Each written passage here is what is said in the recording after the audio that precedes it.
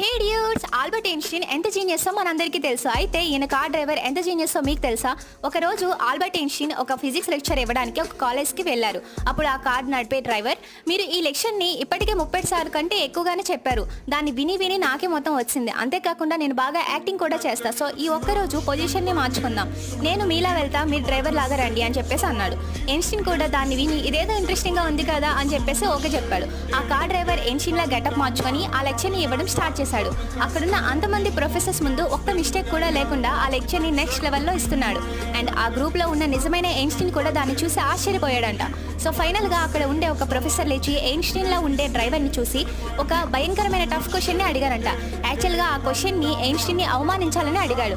అయితే అక్కడున్న ఐన్స్టీన్లో ఉండే డ్రైవర్, ఇదంతా ఒక క్వశ్చన్, దీనికి నా డ్రైవరే ఆన్సర్ చేస్తాడు అని నిజమైన ఐన్స్టీన్ని ఆన్సర్ చెప్పమంటున్నాడు.